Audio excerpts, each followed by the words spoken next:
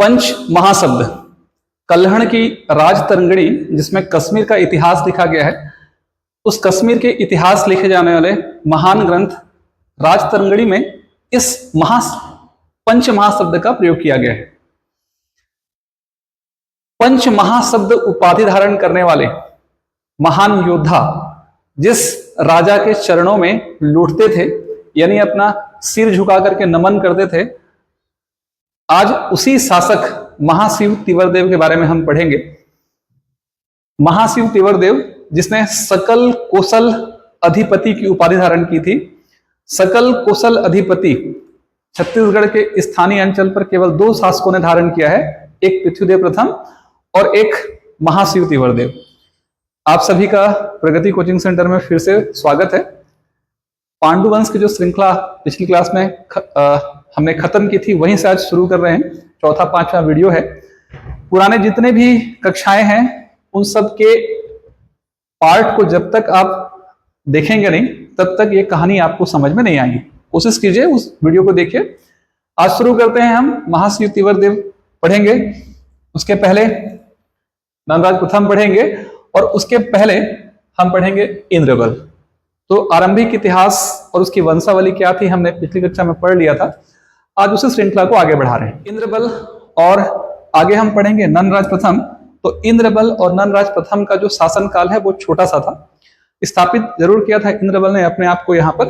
तो ध्यान रखिएगा, इंद्रबल जब गद्दी पर बैठते हैं तो सिरपुर के क्षेत्र में, सिरपुर को राजधानी के रूप में वो क्या करते हैं, स्थापित करते हैं।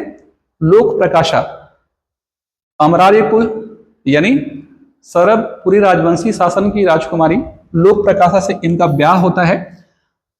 जब वो ताम्रपत्र जारी करते हैं तो ताम्रपत्र में एक लिपि का प्रयोग करते हैं, शीर्षपेटिका लिपि, और उसके अलावा जो अभिलेख जारी किए गए, जो भी अभिलेख इन्होंने जारी किया था उसमें कीलाक्षर लिपि का प्रयोग किया। कील से उभरी हुई लिपि की जैसे कीलाक्षर लिपि। अभिलेखों में जारी की गई लिपि कीलाक्षर है और ताम्र में जारी की गई लिपि शीर्षपेटिका लिपि। ये जो चीजें मैं बता रहा हूं उतना बहुत महत्वपूर्ण नहीं है, ध्यान रखिएगा इस चीज को। परम भागवत की उपाधि धारण की थी। भागवत मतलब विष्णु का सबसे बड़ा भक्त।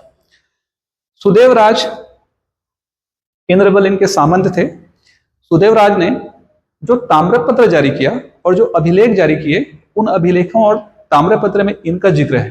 2 प्रकार के ताम्रपत्र, एक सिरपुर से और एक मल्हार से, जिसे मलगा ताम्रपत्र कहा जाता है।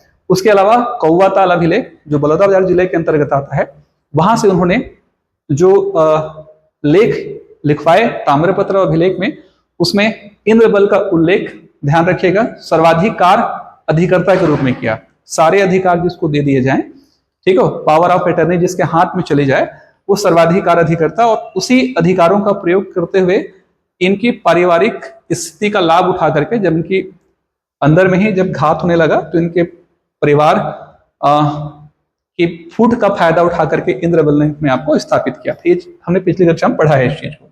इसके बाद इनके 4 बेटे हैं और पहले ही हमने समझा है कि सुरबल के बारे में ऑथेंटिक जानकारी नहीं है, ठीक है। जो सबसे बड़े बेटे थे नंदराज प्रथम। तो नंदराज प्रथम का जब शासनकाल आता है तो नंदराज प्रथम अपने शासनकाल में एक आरंग शिलालेख जारी करते हैं और उस आरंग शिलालेख में वो अपने बारे में कम बल्कि अपने पिता के बारे में अधिक बातें उन्होंने लिखी है। अपने आप को पद्मुन और अपने पिता को कृष्ण बताया, यानी अपने पिता की तुलना कृष्ण से की और अपनी तुलना पद्मुन से की। जो उन्होंने आरंग शिलालेख जारी किया उसमें अपने बारे में और इंद्रबल के बारे में ये 2 बातें लिखी है। इतिहास को जानने को भी एक अच्छा स्रोत है। उन्होंने जो शिलालेख जारी किया उसमें राजाधिराज और नृप शब्दों का प्रयोग किया। परम भागवत की उपाधि धारण की थी पिछले शासक ने, यानी वैष्णव धर्म को मानने वाले थे। ये जो शासक हैं वो शैव धर्म को मानते थे। नंदराज प्रथम का जो धर्म था शैव था। ऐसा नहीं था कि वो वैष्णव धर्म को तरजीह नहीं दे रहे थे, वैष्णव धर्म को भी वो समान महत्व दे रहे थे, लेकिन खुद वो शैव धर्म मानने वाले थे। इन्होंने अपना साम्राज्य महाराष्ट्र के चांदा तक विस्तृत किया। इस बात को भी ध्यान रखिएगा, महाराष्ट्र का जो चांदा क्षेत्र है उस क्षेत्र तक इन्होंने अपने साम्राज्य का विस्तार किया। और इन्होंने अपने 2 भाइयों को, एक भाई, ठीक है, नंदराज प्रथम ने एक भाई ध्यान रखिएगा, ईशान देव को सामंत बनाया खरौद का, और एक भाई भवदेव रणकेसरी को सामंत बनाया चांदा का।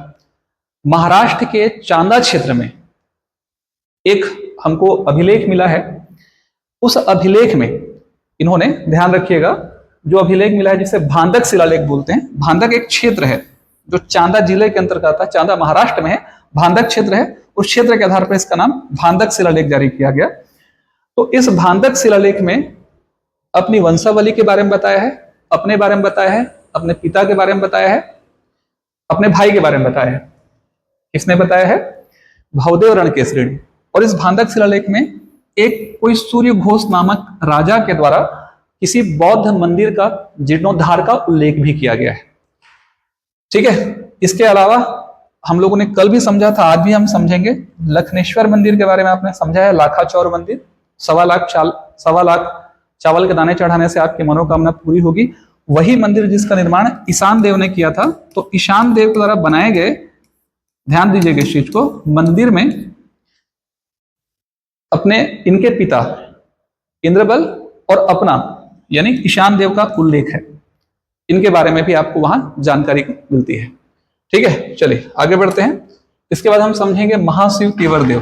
तो महाशिव तीवर देव ने 3 प्रकार की उपाधि धारण की।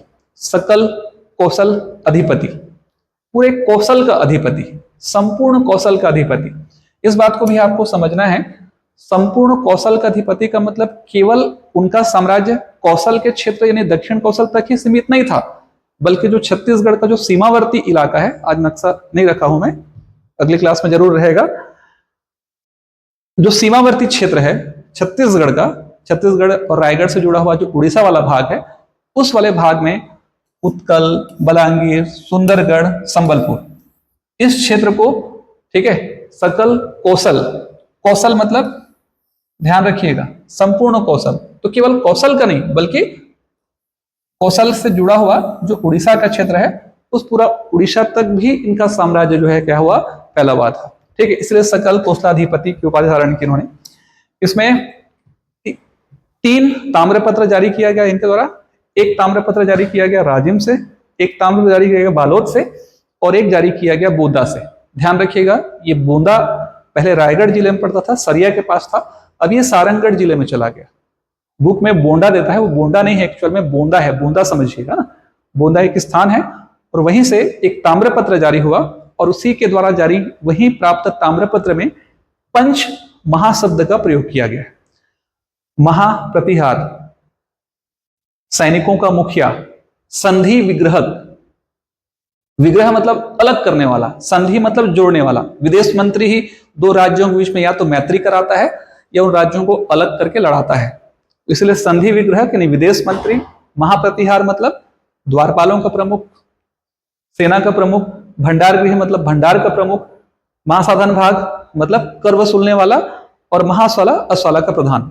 तो ये 5 प्रकार के जो सामंत थे, इनको बड़ी शक्ति प्राप्त थी प्राचीन काल में, और इन शक्तियों के दम पर ये जो सामंत हुआ करते थे, जो इनके अधीन में एक पूरी बड़ी सेना और एक बड़ी ताकत हुआ करती थी, वो इनके चरणों में लौटते थे।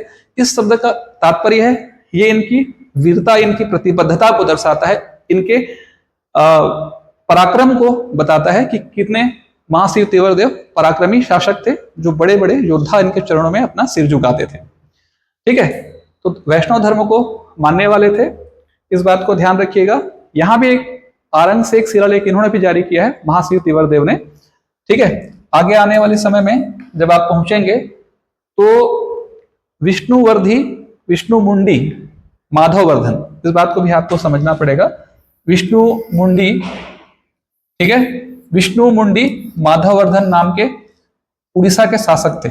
जनरली हमारा आप देख रहे हैं कि महाशिव तीवर देव ने उड़ीसा तक के क्षेत्रों में अपना साम्राज्य स्थापित किया है, तो जरूर यदा कदा वहां इस प्रकार की लड़ाइयां हुआ करती थी। तो एक युद्ध हुआ था, इसके लिए एक ईपुर इन्होंने जारी किया था, ईपुर ताम्रपत्र, और एक और ईपुर ताम्रपत्र में उल्लिखित है विष्णु मुंडी माधववर्धन के साथ हुए युद्ध में इनकी मृत्यु हो जाती है, और जब इनकी मृत्यु हो जाती है तो गद्दी इनके बेटे को मिलेगी। ठीक है, तो आज की क्लास में इतना ही पढ़ेंगे। ध्यान रखिएगा, इधर से बहुत अधिक मात्रा में क्वेश्चन नहीं पूछा जाता है।